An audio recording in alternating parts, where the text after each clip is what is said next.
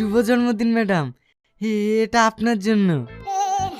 এই তোরা দেখ দেখ, এই চাকর ম্যাডামের জন্য কি লেখছে দেখি। এই দেখ রে তোরা, বাবু আমার আলতা লেখছে। বিশু, ও হচ্ছে আমাদের বাড়ির কাজের লোক, ও যা পেরেছে তাই নিয়ে এসছে, এতে এত হাসার কি আছে? এই তো না, তোদের বাড়ি চাকরটা বলে খুব সুন্দর গান করে, ওকে একটা গান গিয়ে শোনাতে বল না। কি এ করবে গান? হ্যাঁ, এই হচ্ছে দুজনের বাড়ি কুমার শানু। তোমারই জন্মদিনে কি আর দেব উপহার, বুক ভরা ভালোবাসা দিলাম উপহার, বুক ভরা ভালোবাসা দিলাম উপহার।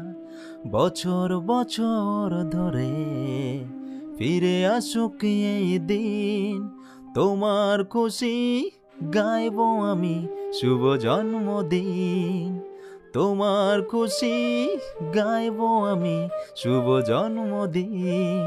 Happy birthday to you, happy birthday to you, happy birthday to you, happy birthday to you.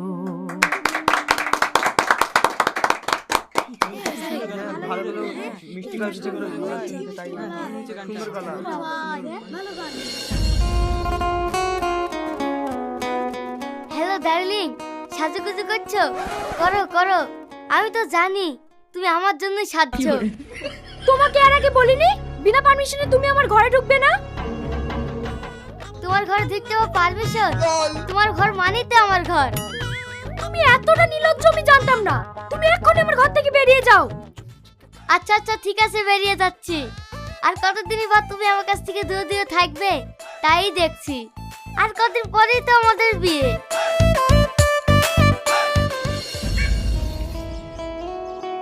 এই সালমা, কদিন ধরে বাড়িতে এই ছেলেটাকে দেখছি, ছেলেটা কে? ওই ছেলেটার সাথে তো ছোটবেলা থেকে ম্যাডামের বিয়ে ঠিক করা আছে। আমেরিকাতে থাকে, সফটওয়্যার ইঞ্জিনিয়ার।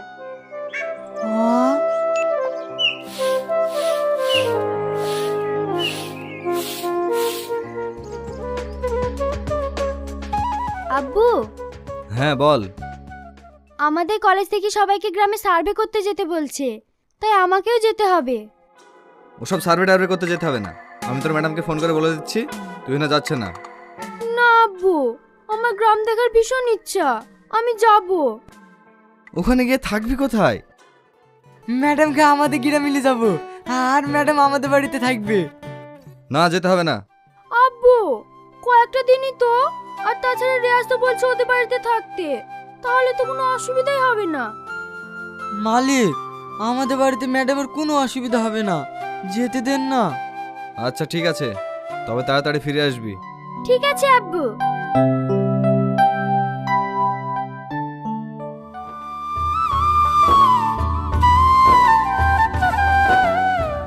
মা মা, দেখো কাকে নিয়ে এসছি।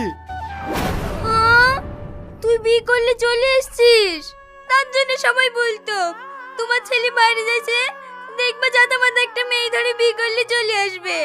আর তাই হলো, আমার কপালটাই খারাপ। এ আমার কি হলো গো? আমি এত বড় কপালি জন্মাইনি মা, যে এরকম মেয়েকে আমি বিয়ে করে নিয়ে আসবো। আমি যে বাড়িতে কাজ করি, ইনি হচ্ছে সেই বাড়ির মালিকের মেয়ে। এত বড় ঘরের মেয়ে আমাদের বাড়িতে? আসো সোমা, ঘরে আসো।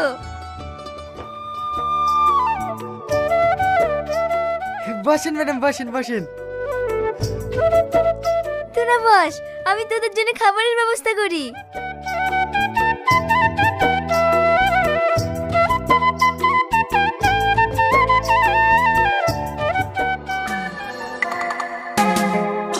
আঙ্কেল, এসব কি শুনছি? আপনি তুই নাকি একাই গ্রামে পাঠিয়ে দিয়েছেন। আপনি আমাকে বলতে পারতেন, আমি নিয়ে যেতাম।